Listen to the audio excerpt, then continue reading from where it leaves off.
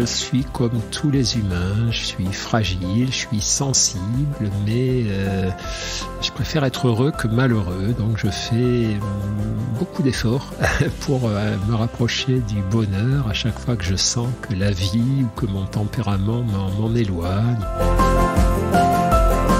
En fait, la maladie grave, la maladie potentiellement mortelle, elle nous force à nous rappeler que la mort viendra un jour, comme chez tout le monde, et elle nous empêche à tout jamais de l'oublier. Alors là, il y a deux options. C'est une phrase de Paul Claudel. Paul Claudel qui écrit « Le bonheur n'est pas le but, mais le moyen de la vie ».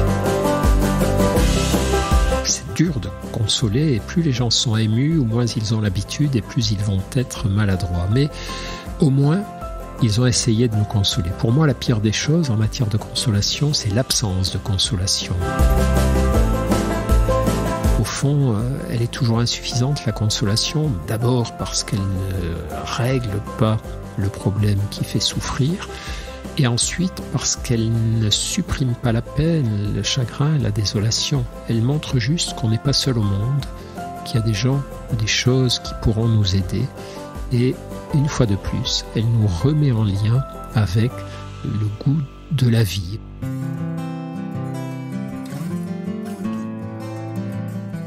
Nous naissons princesses et nous devenons guerrières. Fermez les yeux. Ça vous parle ?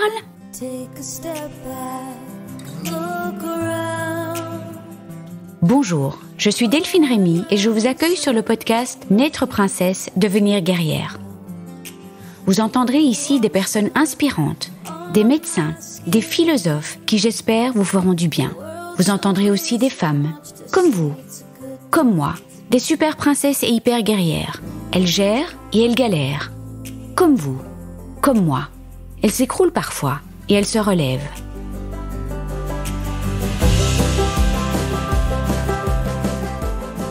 Une femme écrivait « La voix de Christophe est comme un câlin. Je confirme, elle apaise et ses propos consolent.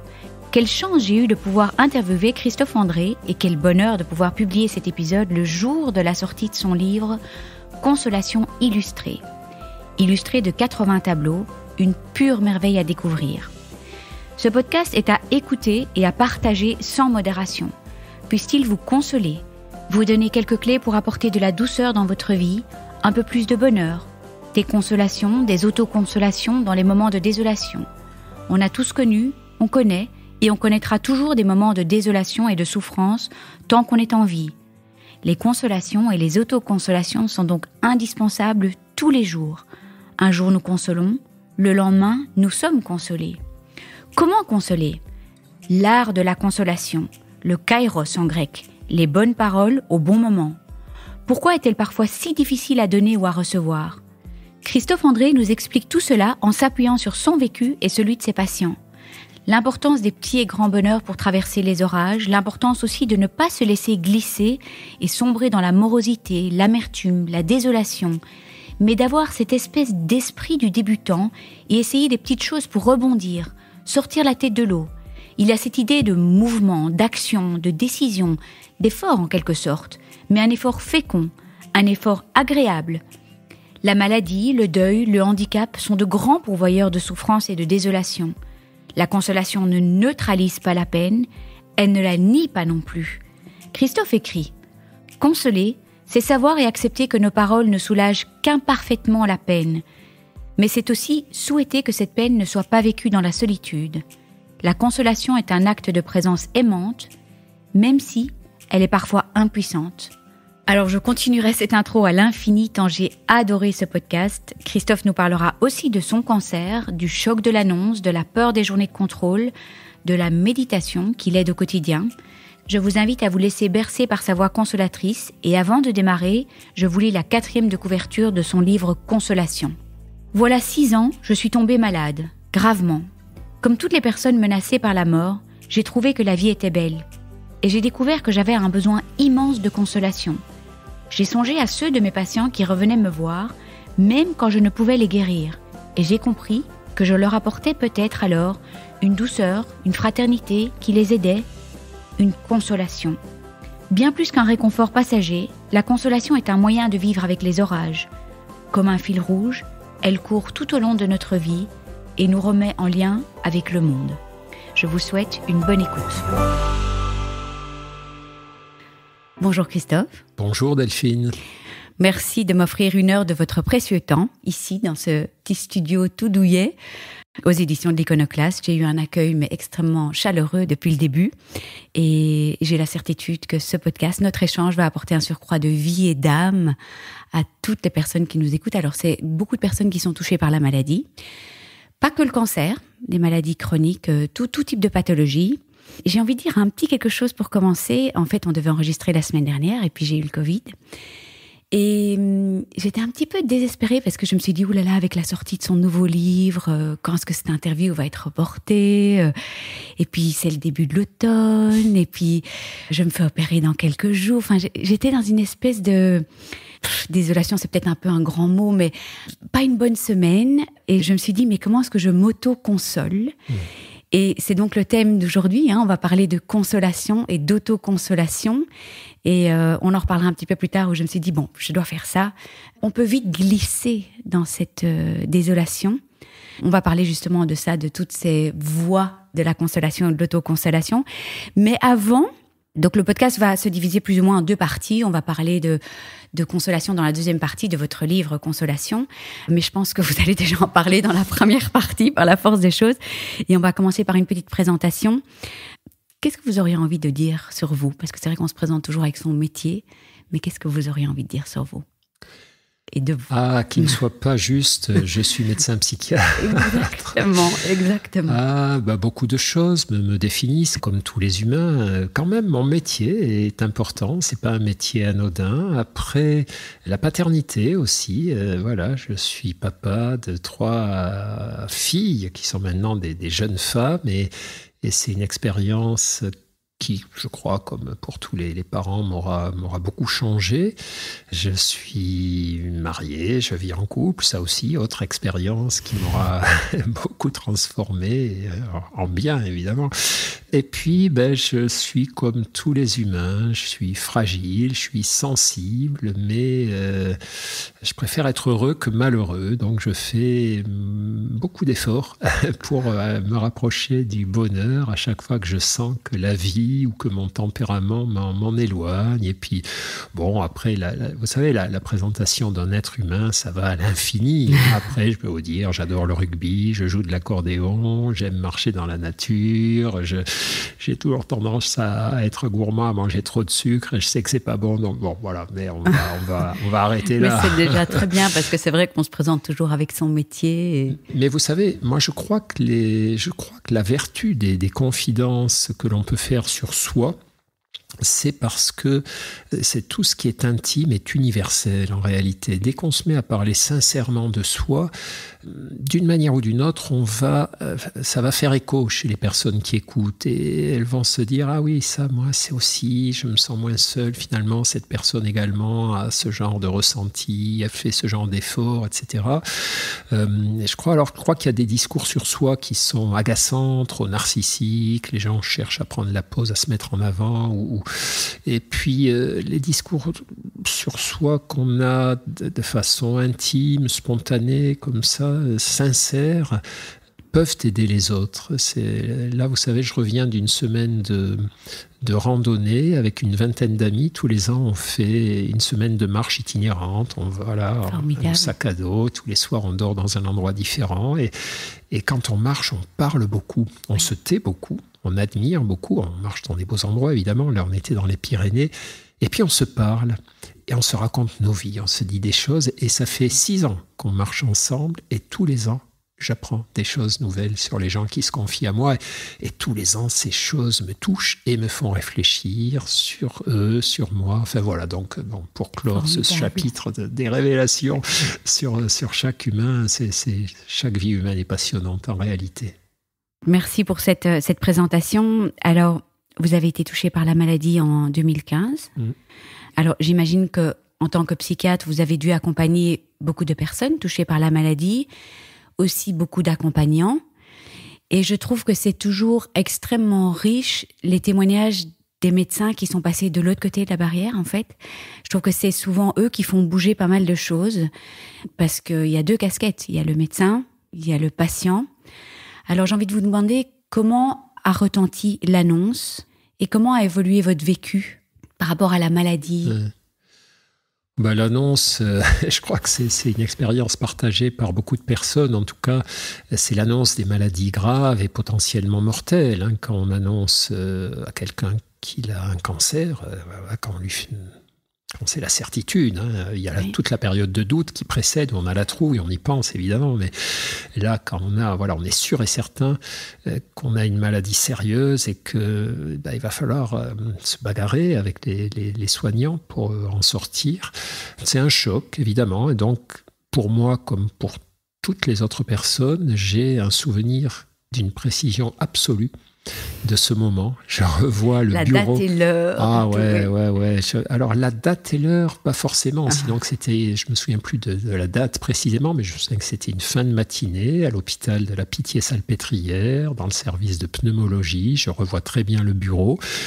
Je revois la tête du pneumologue et puis je le revois en train de, tout à coup, se figer sur son écran alors qu'il était en train de regarder le scanner. Et puis, je comprends là qu'il a repéré la tumeur, que cette tumeur a une tête de tumeur cancéreuse. Et puis, il m'explique, etc. Donc, tout ça est gravé dans ma mémoire.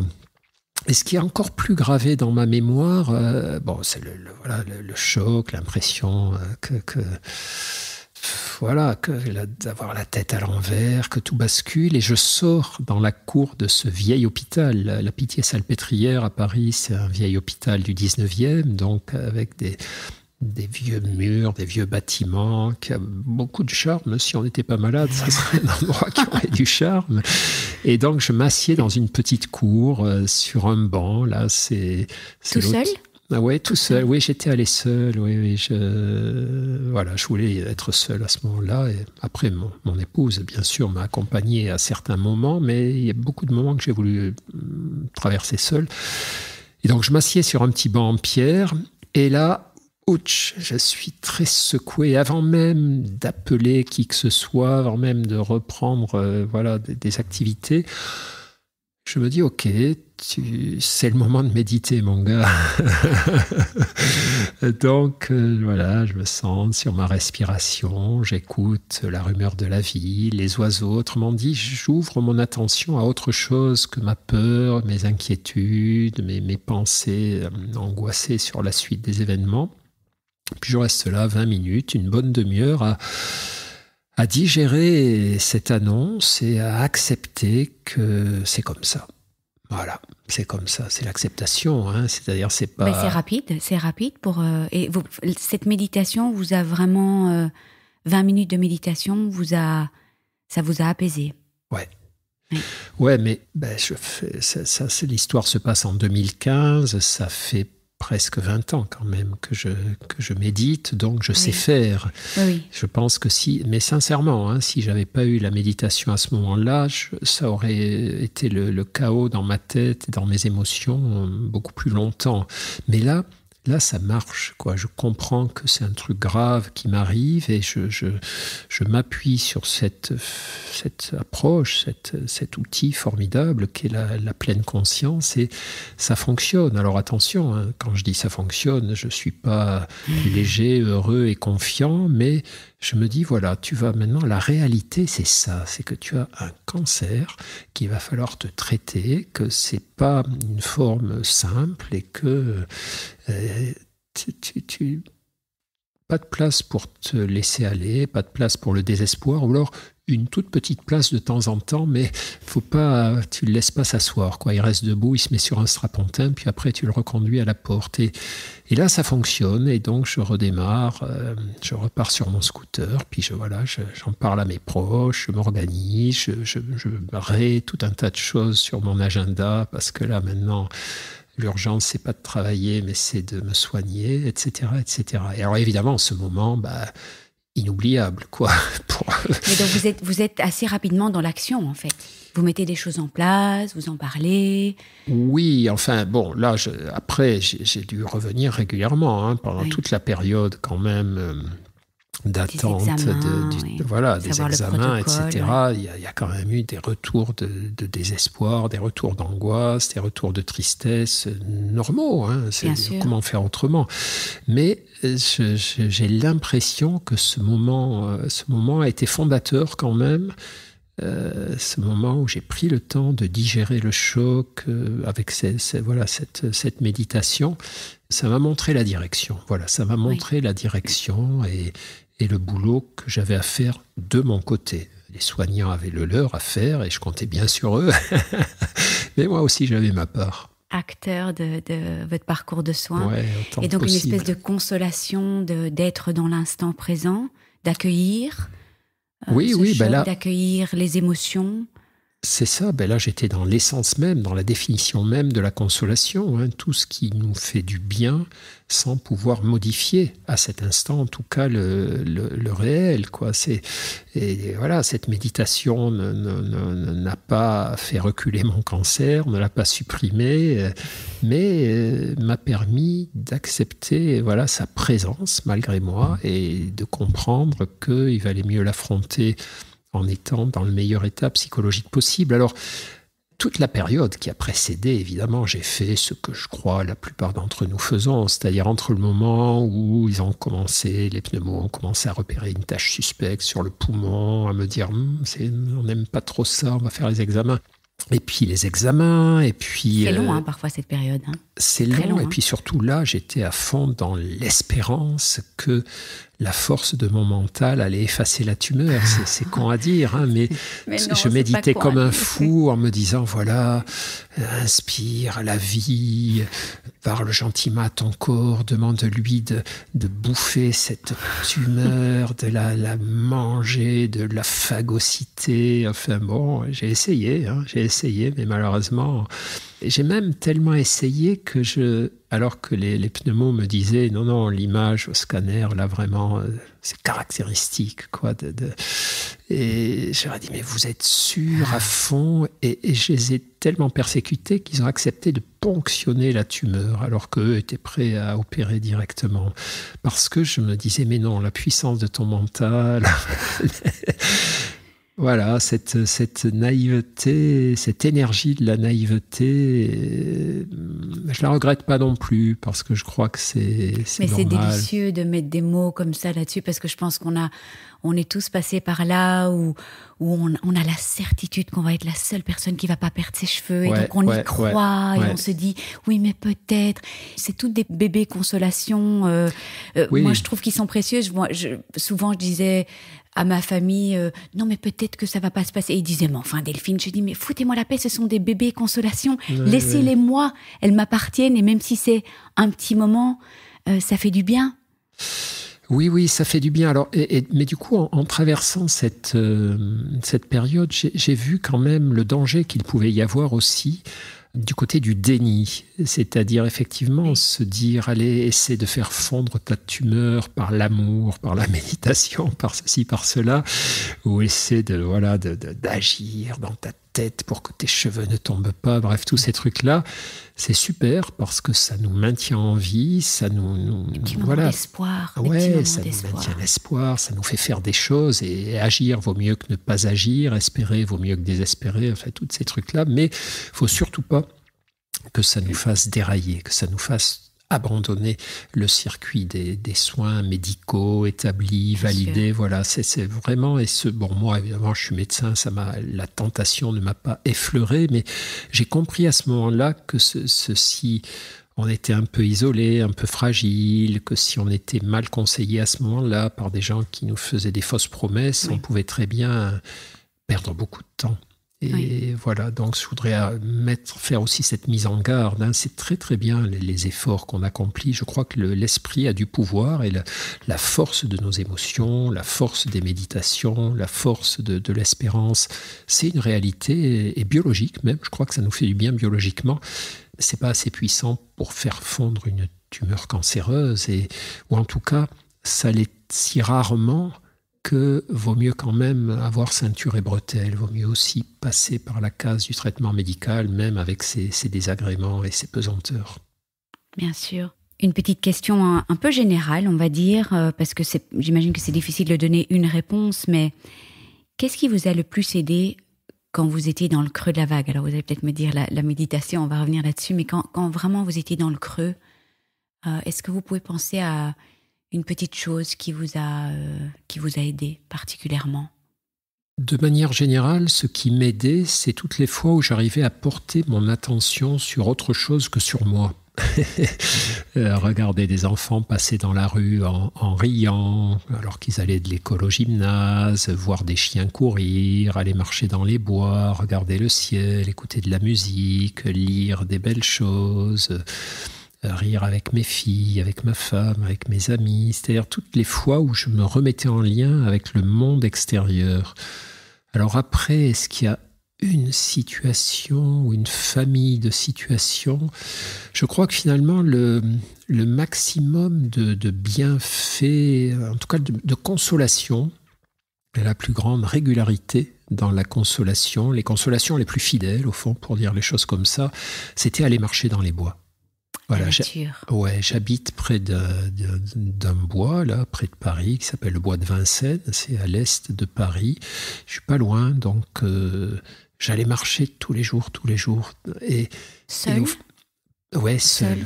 Et oui, moi je suis un solitaire, je suis solitaire sociable, j'aime beaucoup les gens, mais j'ai besoin d'être seul très souvent, et notamment pour affronter mes peurs, mes angoisses, mes déprimes, etc.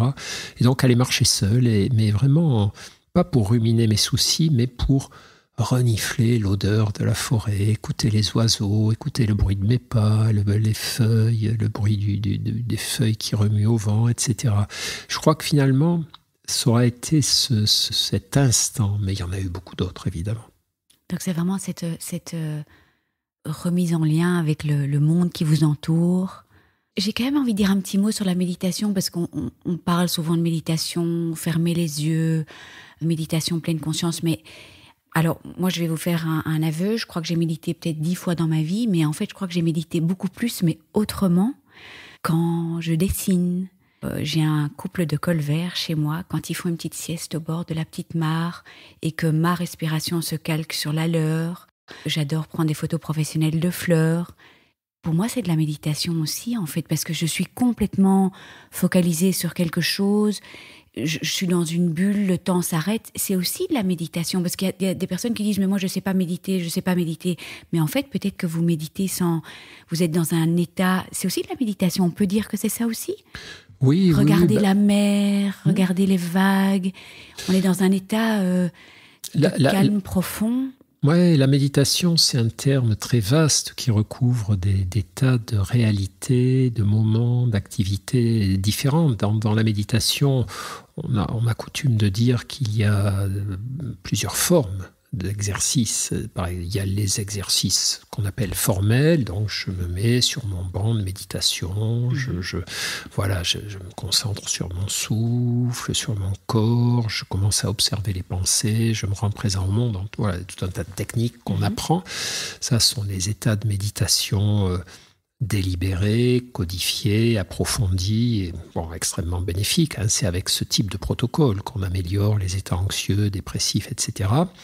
Mais il y a aussi ce que vous décrivez, c'est-à-dire tous les moments de pleine conscience de nos activités, c'est-à-dire être pleinement conscient qu'on est en train de respirer, de regarder le ciel, de peindre, d'écouter de la musique, c'est-à-dire faire une seule chose, mais la faire à fond, de tout son cœur. Ça nous met un peu dans le même état méditatif. Ah oui, en fait. C'est ça. Donc, c'est d'un très point proche. de vue. Bien sûr, oui.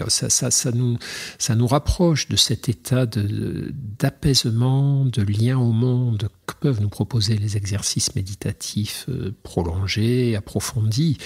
Alors, ils nous apportent d'autres choses. Ce qu'apporte la méditation, j'allais dire codifiée, c'est aussi qu'elle est une école de la connaissance de soi. On observe comment nos pensées circulent, quel impact elles ont sur notre corps, comment elles manipulent notre vision du monde. Ça, je ne l'aurais pas lors des simples moments de pleine conscience, à regarder la mer, à regarder un feu de cheminée, à regarder des animaux, à cuisiner, à peindre, à marcher. Mais tout de même, ça m'apportera quand même beaucoup de choses du côté justement de l'apaisement, de la réconciliation avec la vie. Donc, il y a mille et une façons de méditer. Nous, évidemment, on considère que plus je multiplie les portes d'entrée, mieux c'est. Mais il ne faut pas s'inquiéter. Il y a des gens qui ont du mal à méditer. Mais ils peuvent remplacer la méditation par justement la présence à ce qu'ils font, être présent à ce que je fais, ne faire qu'une chose à la fois, mais la faire de tout mon cœur, pleinement, et ça fait un bien immense. Et ça nous distrait aussi, mais une bonne distraction dans le bon sens du terme, de nos soucis, d'être pleinement présent. Ça me fait plaisir de l'entendre aussi, parce que c'est vrai que on se dit, moi je sais pas méditer, mais en fait j'arrive à atteindre un état méditatif en faisant plein d'autres choses. Le jardinage, les gens qui adorent jardiner racontent que lorsqu'ils jardinent, ils sont absorbés, pacifiés. Ça leur fait beaucoup de bien aussi, à leur manière. Donc, il y a certainement une certaine cohérence cardiaque. Voilà, ça fait du bien au corps et à l'esprit, donc faut y aller à fond. Alors, j'ai une dernière petite question avant de passer aux consolations, au pluriel. Je fais un gros travail sur ce que les Américains ont appelé le scan anxiety. Ils ont été très malins parce qu'ils ont rassemblé le mot scanner, et anxiety. Donc, ils ont fait un petit mot qui s'appelle le scan anxiety.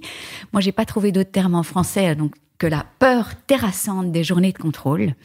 Et d'ailleurs, je suis très touchée parce que dans votre livre, il y a un tout petit passage sur les journées de contrôle. Donc, je fais un gros travail là-dessus parce que il y a très peu qui a été fait, en fait, en français. Il y a beaucoup de podcasts aux États-Unis, beaucoup. Et ceux qui ont fait bouger les choses, ce sont des médecins qui sont passés de l'autre côté de la barrière. Donc, scénologues, radiologues, qui voyaient bien qu'il y avait un problème, que ces gens étaient terrifiés, tétanisés de leur journée de contrôle et qui ont eux-mêmes attrapé un cancer. Ils se sont dit, OK, c'est vraiment réel. Et j'ai une petite pensée pour les personnes qui sont métastatiques, donc qui ont ces journées de contrôle tous les 3-4 mois. C'est vraiment un moment, c'est vie-mort. Vous connaissez. Comment est-ce qu'on peut consoler une personne qui va passer une journée de contrôle, et comment est-ce que vous avez vécu ces journées de contrôle ? Exactement comme vous venez de le décrire, c'est-à-dire dans ces histoires de cancer ou de maladies qui nous menacent en tant qu'êtres vivants, il y a tout un tas de grandes secousses, Il y a la peur du diagnostic, l'annonce du diagnostic, le traitement et puis le suivi, la surveillance. Et c'est vrai que ces journées de contrôle, mais ça peut être même des simples examens biologiques. Moi, j'ai des problèmes de santé aussi au point de vue hémato, et chaque fois que je vais aux prises de sang en hématologie, et que je me dis, punaise. Et plus rien n'est anodin. C'est-à-dire, si je peux parler de mon cas, en tout cas, il y aura eu 2 périodes dans ma vie. Il y aura eu une première période avant que les ennuis de santé n'arrivent, où au fond, quand j'allais faire des examens de santé, j'étais en sécurité. J'avais dans ma tête un petit compteur à probabilité qui me disait, on va vérifier que ça soit rien. Et j'y croyais. On va vérifier que ça soit rien. On va vérifier qu'il n'y a rien de méchant, et c'est ce à quoi je m'attendais, et c'est ce que les examens me rapportaient. Et puis, cette deuxième partie de ma vie, ça marche plus, ça. Et donc, mon cerveau s'est pourvu qu'il n'y ait rien, pourvu que ça ne se soit pas aggravé. Et ça, il n'y a rien à faire. C'est plus la même chose. Ouais. Puis j'ai beau être psychiatre, savoir méditer, savoir me raisonner et tout. L'anxiété, elle est là parce que cette trouille nous accompagne. Et donc, je déteste effectivement aller me faire des prises de sang en hémato. Je déteste repasser mes scanners de contrôle chez les pneumos. Pas jusqu'au point de les fuir, mais là aussi, je touche du doigt ce qui arrive à certaines personnes qui finalement, c'est tellement angoissant, elles se disent à quoi bon qu'elles sèchent, elles n'y vont pas, elles disparaissent. Il y en a, elles disparaissent dans la nature, et je la vois, cette tentation, et je la vois déjà avec la tentation de repousser la date. Quand les pneumos me disent, on va mettre le rendez-vous dans 6 mois ou dans 1 an, et ils me disent, tiens, le logiciel, le rendez-vous est bloqué, vous rappellerez la secrétaire. Je ne rappelle pas la secrétaire le lendemain, j'attends 1, 2, 3 semaines. Et puis quand elle me dit à quelle date vous devez prendre le rendez-vous, je ne mets pas pile dans 6 mois, je mets dans 7 mois, je mets dans 8 mois. Donc... évidemment qu'on a tous très peur de ce que peuvent apporter les examens, mais c'est normal, quoi. Il y a vraiment en fait, la maladie grave, la maladie potentiellement mortelle, elle nous force à nous rappeler que la mort viendra un jour, comme chez tout le monde, et elle nous empêche à tout jamais de l'oublier. Alors là, il y a deux options. Mais on vit dans la tristesse, la dépression, la crainte, et c'est pas drôle. Soit on se dit, voilà, tu sais pas quand est-ce que ça va arriver, ces histoires-là. Tu sais pas si tu vas mourir de vieillesse, si tu vas mourir d'une rechute de ta maladie, si tu vas mourir d'un accident, si tu vas mourir d'une autre maladie. Et tu regardes dans cette direction, puis il y en a une autre qui arrive par derrière. Tout ça, tu ne le sais pas. La seule chose que tu sais, c'est que tu vas mourir et que les autres peuvent ne pas y penser, mais toi, parce que tu as eu ce problème, tu ne peux qu'y penser. Et donc, il faut que ça te donne la force d'aimer la vie. Et alors, il y a une formule que je répète très souvent, je radote un peu sans doute, mais tant qu'il y aura des gens qui ne l'auront pas entendue, je la répéterai. C'est une phrase de Paul Claudel. Paul Claudel qui écrit « Le bonheur n'est pas le but, mais le moyen de la vie. » Et effectivement, à partir du moment où on a compris qu'on allait mourir, ça doit être de notre mieux, en tout cas, il faut qu'on s'arrange pour que ça soit une force pour nous pousser vers le bonheur. Se dire, c'est parce que je vais mourir un jour, ça serait trop con de ne pas savourer cette vie qui m'est donnée aujourd'hui, qui me sera peut-être donnée demain, etc. Alors, c'est une opération psychologique compliquée. Je sais que c'est plus facile à dire qu'à faire.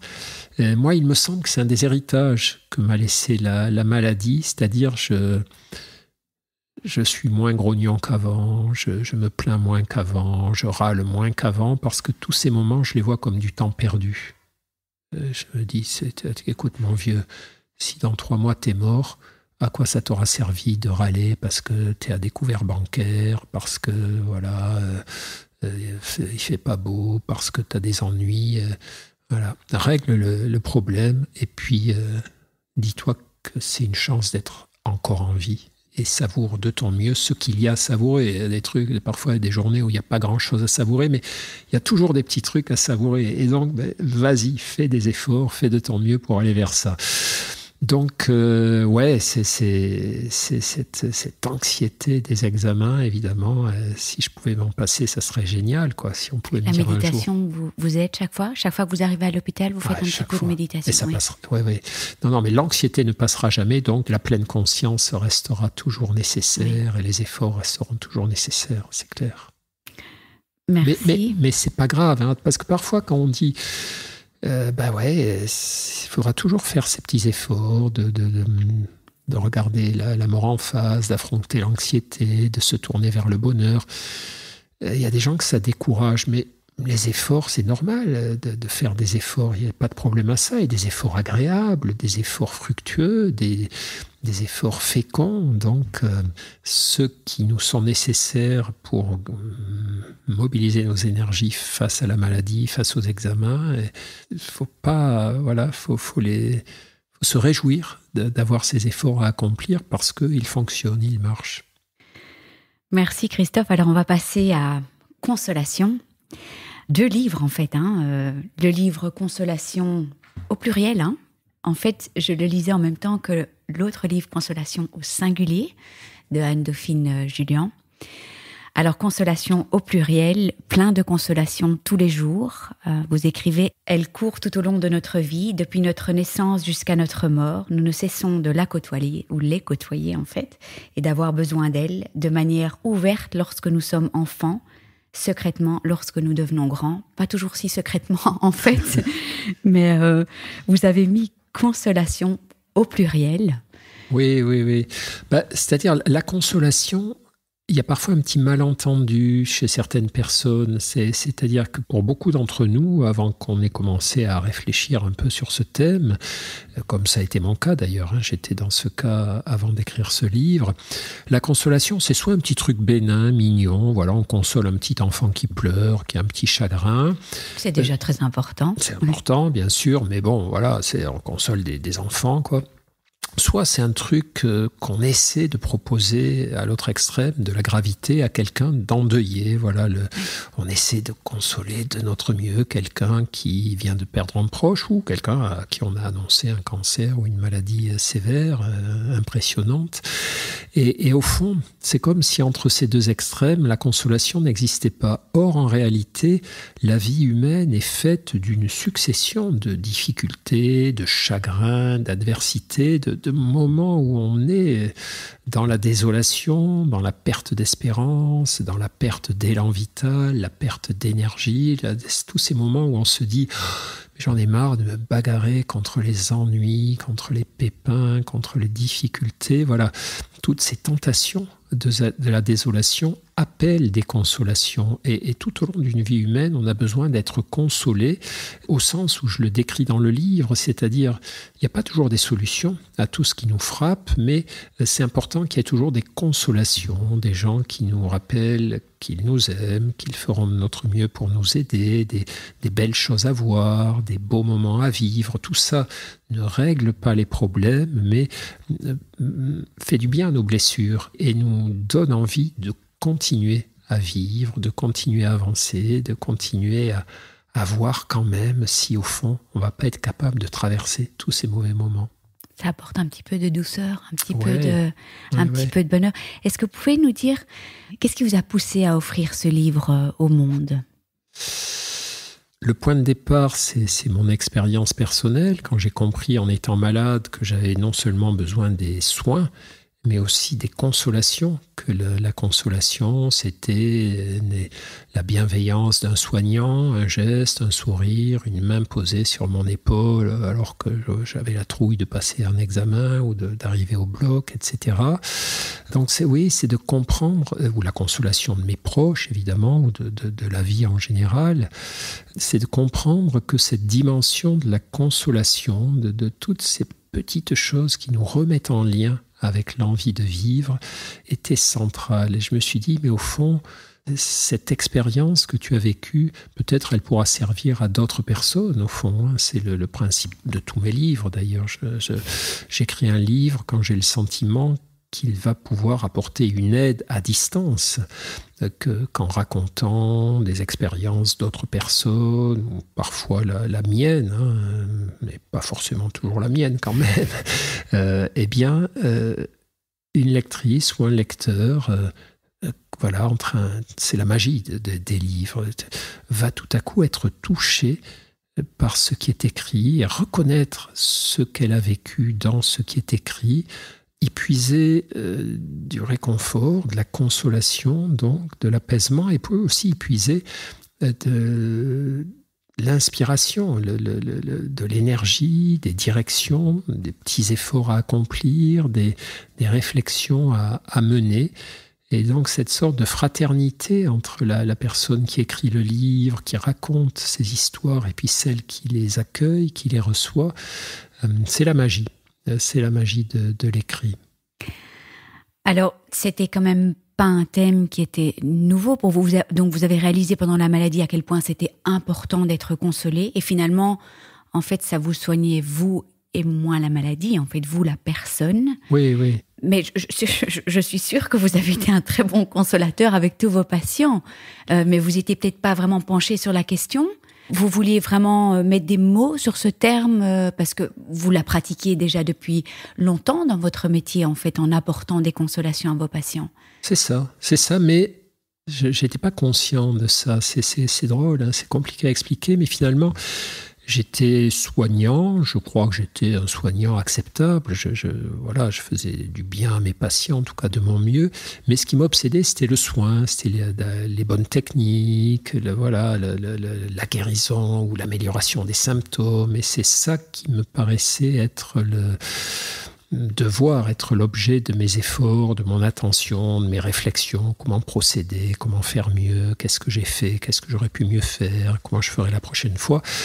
Et tout le côté chaleur, fraternité, consolation, il était là, sinon les patients ne seraient pas revenus. Ou je voyais bien que mes patients m'aimaient bien, etc., que je leur faisais du bien parce que j'apportais à côté du soin, mais ça m'intéressait moins. Il me semblait que c'était la cerise sur le gâteau, voilà, que c'était normal, quoi, que quand on était un soignant, c'était normal d'être sympa, gentil. D'être dans le lien. Voilà, et en fait, ce livre m'a appris que là aussi, je pouvais mieux faire, qu'au fond, des petites choses que je prenais la peine de faire pour mes patients, leur serrer la main très fort avec mes 2 mains, les raccompagner à la porte et puis leur poser la main sur l'épaule, leur donner 2, 3 petites paroles de réconfort toutes bêtes, quoi, toutes simples, qui, moi, me paraissaient bêtes et simples, qu'en fait, c'était des gestes qui avaient une grande portée pour eux, qui étaient presque aussi important que le travail thérapeutique, que les médicaments, etc. Parce que ça leur disait, au fond, cette personne, tu as de l'importance pour elle. Ce médecin, non seulement il te considère comme un patient, mais comme un humain. Il tient compte de tes chagrins. Il te veut du bien, quoi. Il te veut du bien. Et voilà. Et du coup, oui, je devais consoler, sans doute, même si... Par ailleurs, dans ma vie privée, j'étais plutôt, et je dois rester encore un consolateur médiocre, un mauvais élève, parce que je suis trop stressé par le chagrin de mes proches et j'ai trop envie de me jeter sur des solutions au lieu de commencer par la consolation. Alors que, avec mes patients, quand j'arrivais le matin à l'hôpital, il y avait une sorte de switch dans mes logiciels mentaux et j'endossais le costume du médecin, donc peut-être un peu plus dégagé. Avec un peu plus de distance, avec un peu plus de calme par rapport à ce qui arrivait à mes patients. J'étais très concerné. Parfois, ce qu'ils racontaient me faisait de la peine, etc. Mais cette peine ne me submergeait pas et ne me faisait pas perdre mes moyens. Elle éveillait mon empathie, ma compassion. Elle activait mon cerveau pour mieux les aider. Alors que le chagrin de mes très proches désorganise mon cerveau. Je le prends pour moi et du coup, je suis nul parfois, quoi. Quand mes proches me racontent un problème qu'ils ont, au lieu d'abord de commencer par les rassurer, par les consoler, par leur dire je suis là, je vais t'aider, on va voir ce qu'on peut faire. Je leur dis mais si tu faisais ça, si tu faisais ci, on va faire ci, on va faire ça. Et c'est pas ça qu'ils veulent dans un premier temps. Ils veulent juste vérifier que je les aime et que je vais être à leur côté. Et ça, je le faisais mieux avec mes patients parce que j'étais dans ce cadre sécurisant pour moi, ce cadre professionnel. Enfin bon, je crois que c'est assez classique aussi pour les soignants, quoi. On est parfois meilleur consolant pour ses patients que pour ses très proches et parfois pour soi-même. Ça, c'est important aussi, l'autoconsolation. Oui, on va en parler. Mais justement, par rapport à tout ce que vous dites, en fait, il y a un art de consoler. En fait, quelque part, vous parlez de ce mot en grec kairos, en fait, les bonnes paroles au bon moment. Alors, je pense qu'on sait tous on est une espèce consolatrice. En fait, quand je vois, j'ai vu la semaine dernière sur Instagram, il y avait juste une petite vidéo d'un petit garçon qui avait une petite poule qui était toute malade. Il lui manquait plein de plumes. Enfin, elle avait pas l'air d'être en bonne santé, et il la prenait tout fort contre lui. Il consolait cette poule et tout petit bonhomme, Et donc, c'est vraiment tellement naturel, c'est dans notre nature. Et pourtant, il y a quand même un art de consoler. On peut être tellement maladroit. Et je trouve ça intéressant d'en parler parce qu'il y a beaucoup de maladresse quand on console des malades. Moi, j'essaye toujours de voir la gentillesse derrière la maladresse. Parce que, à quoi bon se dire, parce qu'ils sont tellement maladroits.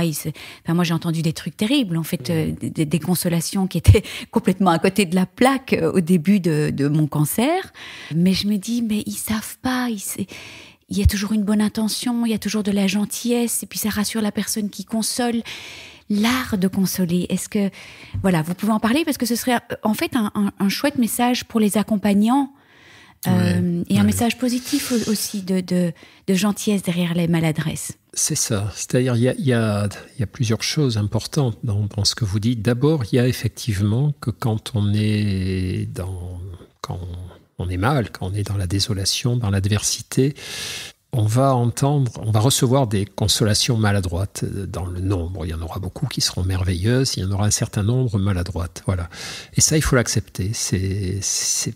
C'est dur de consoler, et plus les gens sont émus, ou moins ils ont l'habitude, et plus ils vont être maladroits. Mais au moins, ils ont essayé de nous consoler. Pour moi, la pire des choses en matière de consolation, c'est l'absence de consolation. C'est les gens qui ne viennent pas vers nous, quand on aurait besoin qu'ils viennent vers nous, soit par indifférence, soit plus souvent parce qu'ils ont peur. Il y a des gens qui ont peur de venir conseiller des personnes dont elles savent qu'elles ont un cancer ou dont elles savent qu'elles sont endeuillées parce que elles ont peur de cette souffrance, elles ont peur d'être impuissantes, parfois une espèce de peur presque que ça leur arrive à elles aussi. Enfin, il y a tout un tas d'explications. Mais c'est chouette de dire ça aussi parce qu'il y a des gens qui disparaissent aussi au moment de l'annonce du cancer. Mais en fait, c'est peut-être tellement dur pour ces personnes que... C'est ça, on ne sait pas pourquoi ils fuient.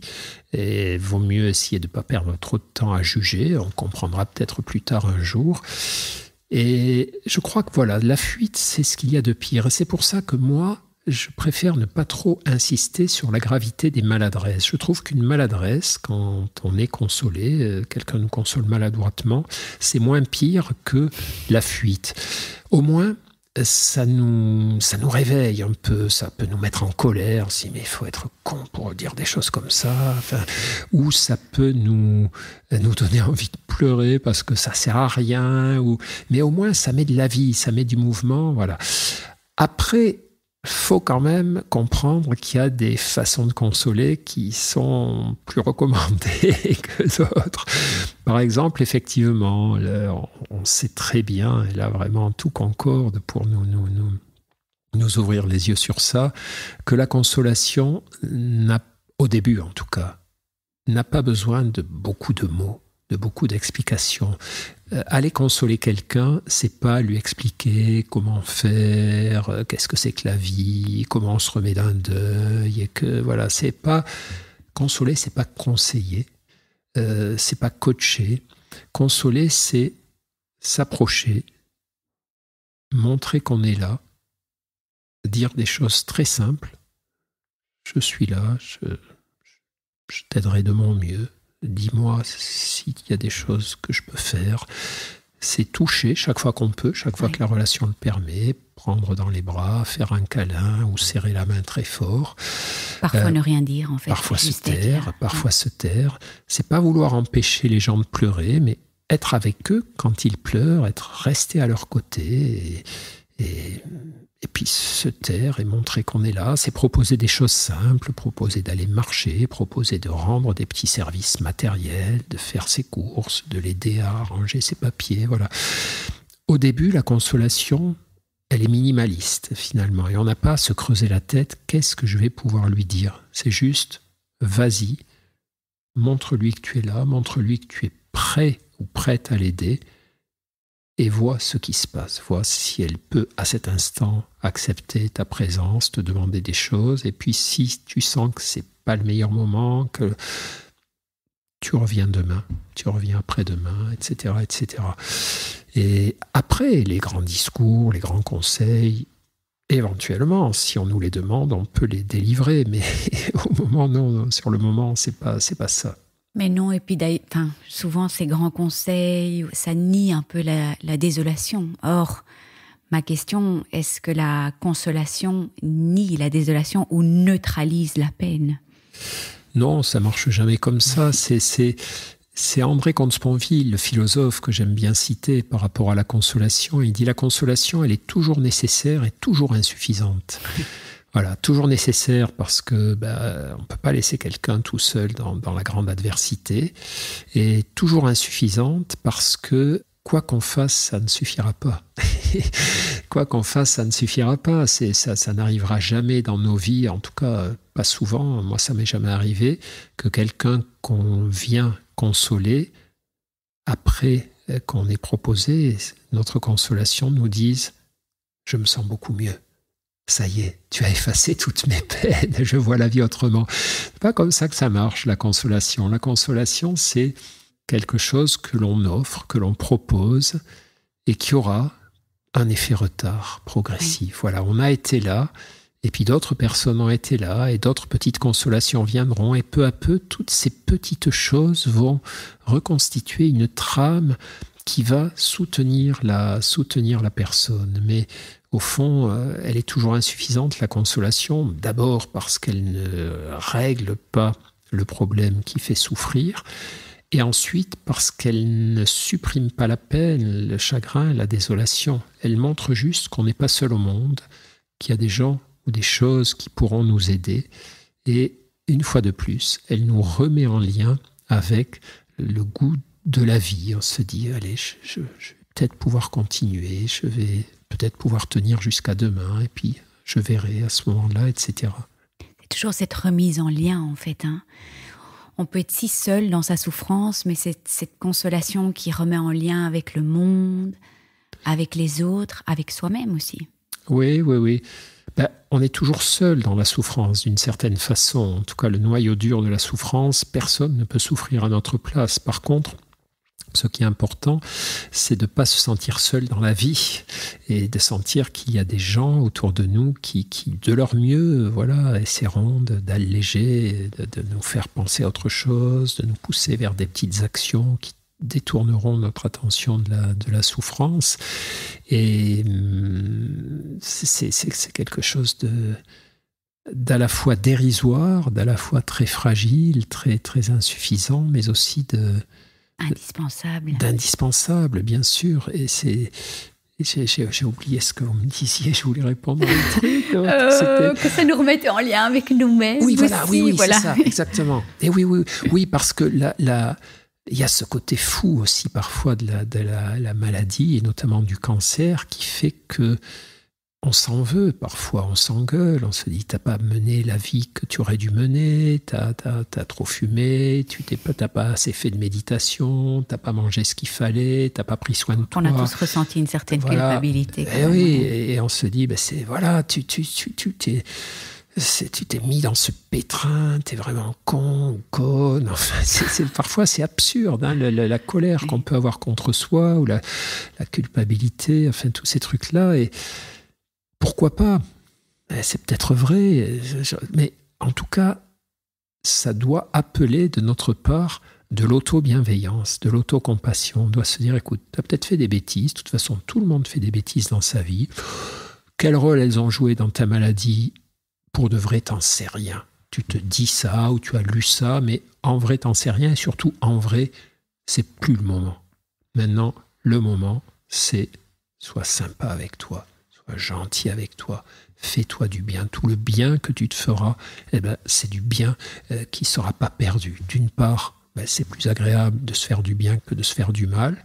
Et d'autre part, peut-être que ça sera une aide à la bagarre que tu as à conduire contre ta maladie. Donc, laisse tomber les rancunes, la culpabilité, etc. Alors, hyper facile à dire, hyper évident à dire, mais évidemment, chez certaines et certains d'entre nous, c'est un sacré gros chantier, parce que si j'ai passé ma vie à me mettre la pression, à être dur avec moi, etc., le jour où la maladie arrive, ça va être...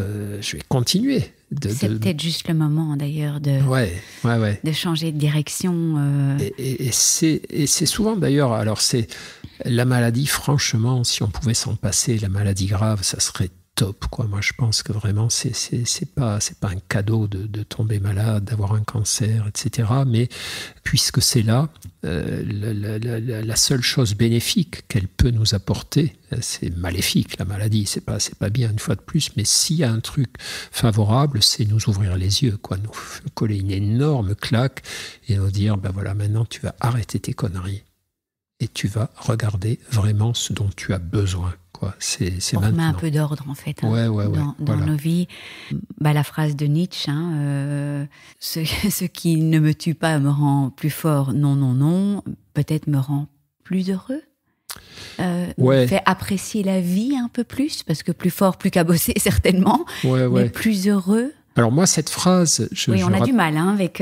moi, je la déteste, mais pour une raison simple, c'est parce qu'en général, elle nous est administrée de l'extérieur. Oui, c'est ça, comme une injonction, en fait. Et si elle peut marcher, cette phrase, ce qui ne nous tue pas nous rend plus forts, c'est seulement si elle vient de nous. Et aussi, si elle n'est pas dite comme ça, moi, je m'en fous d'être fort, quoi. Ce que je veux, c'est être heureux. Ça ne m'intéresse pas d'être fort. Je m'en tamponne totalement de la force et je m'en méfie même. Par contre, si j'ai la chance d'être toujours là alors que j'aurais pu mourir, Je crois que c'est important, que ça m'aide à comprendre que voilà, ma vie va prendre fin, hein, c'est ce qu'on évoquait un peu tout à l'heure, et donc que ce qui ne m'a pas tué me rende plus intelligent, me rende plus lucide sur la chance que représente le fait d'être en vie, même si je ne sais pas combien de temps ce cadeau va durer, hein, combien de temps encore il me reste à vivre, faire que chaque jour j'arrive à trouver des petits trucs qui me permettent de me dire le soir, c'était une journée qui m'a quand même nourri, que je préfère avoir vécu que ne pas avoir vécu. J'aimerais vous poser une petite question par rapport à cette autoconsolation dont on a parlé. J'ai adoré dans votre livre un petit passage où vous aviez un gros coup de mou. Et vous aviez on sentait que ça n'allait pas du tout. Vous aviez des soucis et vous avez mis un petit morceau de jazz. Et ça a changé votre état d'esprit. Alors, j'ai envie de vous poser une question par rapport à cet effort, on en a parlé au début. Est-ce qu'il y a toujours, et par rapport à ce que je vous ai dit au tout début la semaine dernière, où ça allait pas fort, j'ai pris mon vélo et il pleuvait des cordes toute la semaine. J'ai pris mon vélo, j'étais sous la pluie et je me suis dit, je dois couper court parce qu'on peut tellement vite glisser dans cette désolation. Est-ce qu'il y a toujours un mouvement, une action, un petit effort quand même à faire pour sortir de cette désolation? Parce que c'est facile, on glisse plus facilement qu'on en sort. Donc, est-ce que vous pouvez nous dire dans votre vie, parler de ce mouvement et de cet effort? Alors, il y a parfois une connotation négative à l'effort, mais vous parlez d'une connotation positive à l'effort. Oui, le passage dont vous parlez, je m'en souviens très bien. Délicieux, vous pouvez le raconter de nouveau. J'allais mal et j'étais à un carrefour. Là, tout à coup, parfois c'est pas si clair que ça dans nos têtes, mais là tout à coup dans ma tête ça a été clair. J'étais à un carrefour. Je pouvais me laisser glisser à la morosité, rester grognon, malheureux, triste, ressasser toute la journée. Puis je pouvais essayer un truc, Et moi, j'ai toujours détesté danser. Puis il y a quelques années, j'ai découvert que c'était drôle de danser, que ça mettait le corps en joie, que c'était amusant. Donc je danse mal, mais ça, je me permets de danser, alors qu'avant, j'adorais pas ça. Et là, ce jour-là, je me suis dit, écoute, tu as lu des dizaines d'études sur les bienfaits psychologiques de la danse. Donc, mets la radio, mets un morceau sympa, et puis danse. Et c'était un peu étrange, la scène. J'étais tout seul dans mon bureau, puis je dansais, je me déhanchais. Mais en étant un peu malheureux quand même. Avec mon malheur. C'était vraiment une décision de changer cet état d'esprit. Oui. Alors, la décision, c'est d'une part, ce qui nous dissuade souvent de faire ça, c'est d'une part, on se dit, à quoi ça va servir ? Et effectivement, les soucis étaient toujours là, les ennuis étaient toujours là, la tristesse au début était toujours là, mais je me suis dit, essaie, de toute façon.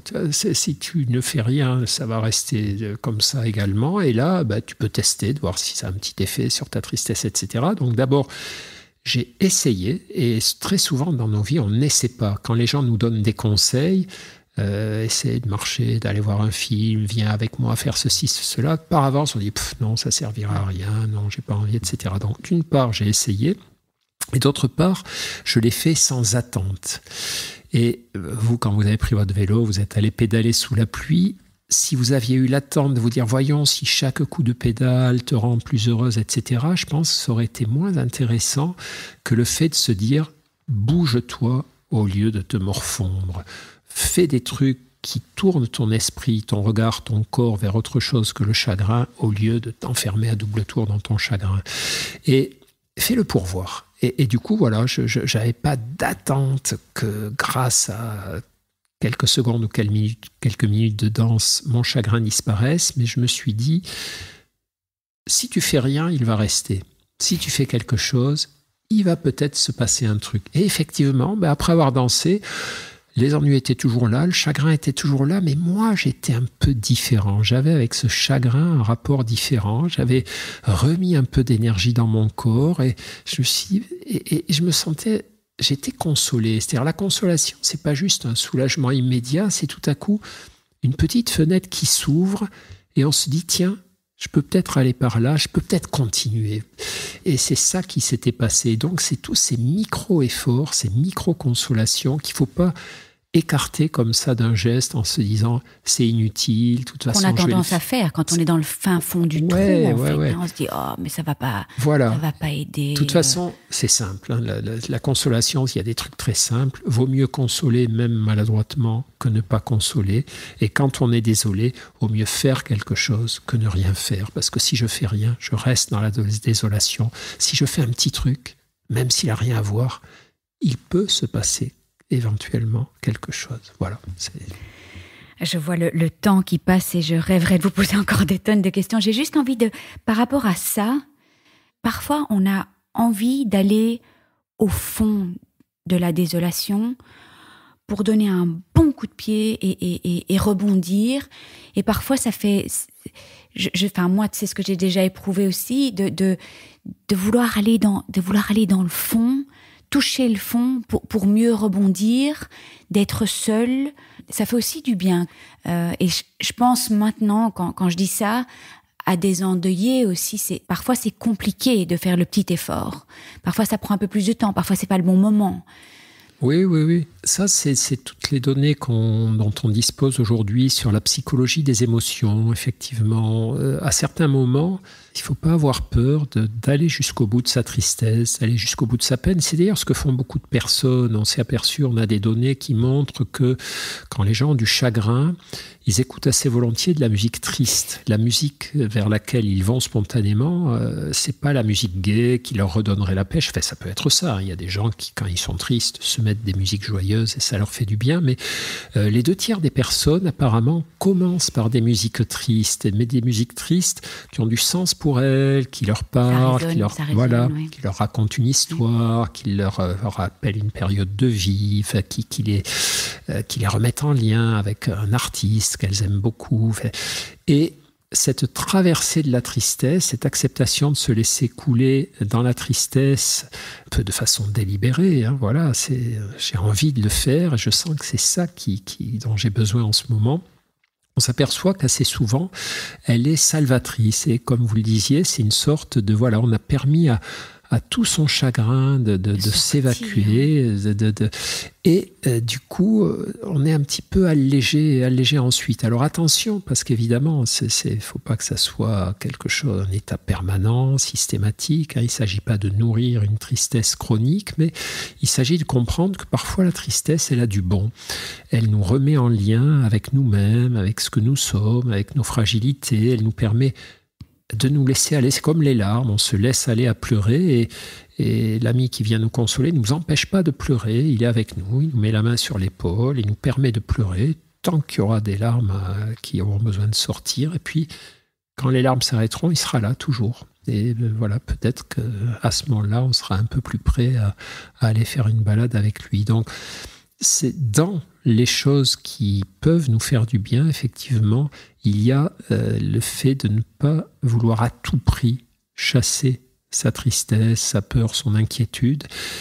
Mais la règle, c'est tout de même de ne pas y barboter en permanence. Voilà, de se dire, ça fait partie de mon paysage mental. On parlait tout à l'heure de la peur de repasser les examens. Elle sera toujours là. Elle sera toujours là, à mes côtés, mais faut pas que ça soit elle qui soit au volant de ma vie. Elle est en passager arrière, voilà, elle est assise sur le siège arrière, mais c'est moi qui conduis.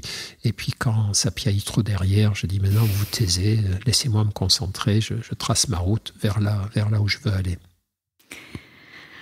Alors écoutez, voilà, ça fait 1 heure j'avais encore plein de questions, mais c'est pas grave, peut-être ce sera pour un autre jour.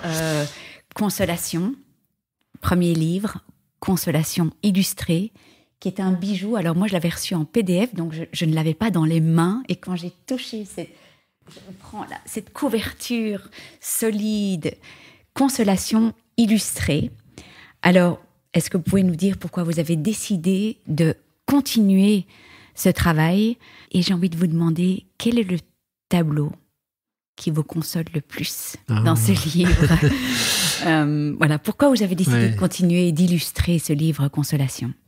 L'idée de ce grand beau livre qui comporte 80 tableaux, 80 peintures, qui nous parle de consolation, qui nous parle de ce qui nous désole, de ce qui nous blesse, qui nous parle aussi de ce qui peut nous consoler, nous remettre en lien avec l'envie de vivre, etc.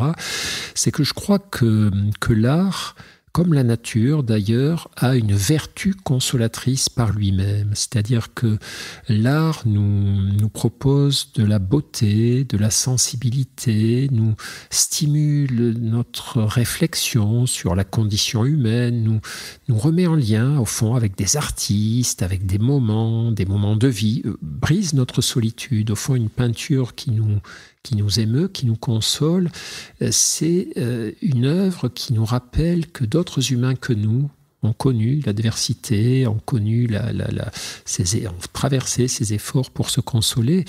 Et donc, tous les tableaux que j'ai choisis, évidemment, sont des tableaux qui me touchent et qui me semblent pouvoir apporter aux lectrices et aux lecteurs quelque chose de fort qui va encore au-delà des mots.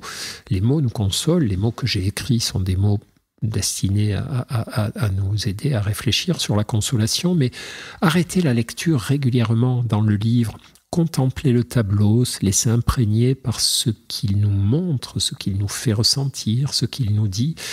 Je crois que c'est un enrichissement, au fond, de notre manière d'aborder un livre. Et le tableau qui me paraît peut-être le plus emblématique, il figure en début d'ouvrage. Ce sont deux femmes qui se consolent. Voilà, c'est un peintre allemand qui s'appelle Overbeck, je crois. C'est un tableau du début du 19e siècle. Voilà. Oui. C'est l'Italie qui console la Germanie. Et c'est très, très beau, très délicat.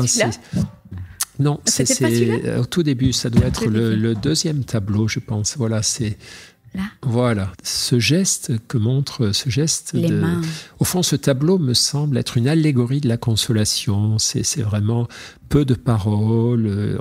Les deux mains se tiennent, les deux têtes se touchent. On sent qu'il y a quelque chose qui est de l'ordre de la communion. Et puis aussi, on comprend en voyant le tableau que la personne qui console un jour sera celle qui sera le lendemain consolée, et que cette respiration de la consolation, celle qu'on donne, celle qu'on reçoit, fait partie de nos vies. J'allais vous demander comment vous voulez conclure le podcast, mais je pense que vous l'avez fait absolument parfaitement. Je vous remercie vraiment de tout cœur. Merci. Et donc, ce podcast sera publié le jour de la sortie du livre. Donc, c'est magnifique. Je suis vraiment très contente qu'on ait pu remettre cette interview à aujourd'hui. Et vraiment, vraiment, merci de tout cœur. Merci beaucoup. Je vous remercie de tout cœur de nous avoir écoutés. N'oubliez pas de vous abonner si vous souhaitez recevoir les notifications des prochains épisodes. Et puis, si vous avez apprécié cet épisode, ça me ferait vraiment très plaisir que vous me laissiez une bonne note, comme à l'école, 5 étoiles, et peut-être même un commentaire ou un partage sur les réseaux sociaux. Parce que c'est grâce à vos étoiles, vos commentaires, vos partages que le podcast pourra aider plus de femmes encore, et c'est tout ce que je souhaite. Donner ou redonner espoir, se serrer les coudes toutes ensemble, partager nos joies, nos peines et célébrer toutes les princesses et guerrières de ce monde. Si vous désirez vous aussi partager votre histoire, n'hésitez pas à me contacter via le blog Cancer je gère, cancer-je-gère.blog. Il y a des instructions pour le partage de témoignages. Et puis je vous embrasse tous et toutes très très fort. Prenez soin de vous et on se retrouve la semaine prochaine. Gros bisous.